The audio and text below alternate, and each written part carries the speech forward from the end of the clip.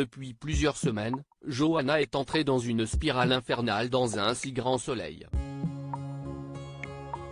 En effet, alors qu'elle conseillait à Milo de prendre une conciliation dans le cadre de la Legionellos de Robin, ce dernier n'a pas voulu l'écouter. Claudine a profité de ce conflit pour accabler sa collègue. Aujourd'hui, elle a donc réussi son plan en devenant associée. Seulement, dans les prochains épisodes, diffusés au mois de mars 2023 sur l'antenne de France 2, la peur risque de changer de camp. Johanna, une bataille impossible dans un si grand soleil? Sabine, Gaëlla le DVA, au cours de l'anniversaire de sa mère, lui apprend que Claudine pourrait agir dans son propre intérêt. En effet, la fille de la magistrate lui ouvre les yeux sur certains détails. En réfléchissant à la nouvelle fracassante de son amie, elle est désormais certaine que Claudine, Catherine Willekenin, se trouve derrière son cauchemar et elle se met à enquêter en allant voir Marius, Mohamed Badissi. Seulement, ce dernier ne connaît aucune information. Elle essaie alors d'alerter Florent, Fabrice Deville, sur la situation en lui exposant les faits, mais elle ne l'écoute pas. Elle finit par péter les plombs et exploser.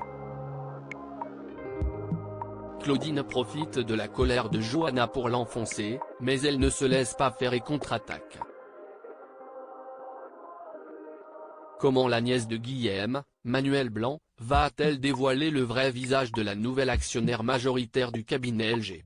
Mélissa veut sa vengeance. Tom énerve Ludo sur France 2. Mélissa, Hermine Granville, a été agressée sexuellement par des collaborateurs de James dans le cadre de son job en tant que modèle. Désemparée, elle manque de se faire virer. Mais elle reprend du poil de la batte et elle se rend sur la piste du violeur. Elle enquête et sonne plusieurs indices aux forces de l'ordre. Seulement, elle implique Enzo, Teilo Azaïs, dans ses investigations.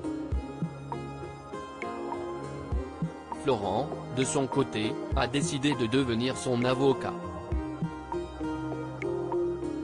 Mais en voyant ses manigances, il se met alors en travers de sa route et la dissuade de le faire.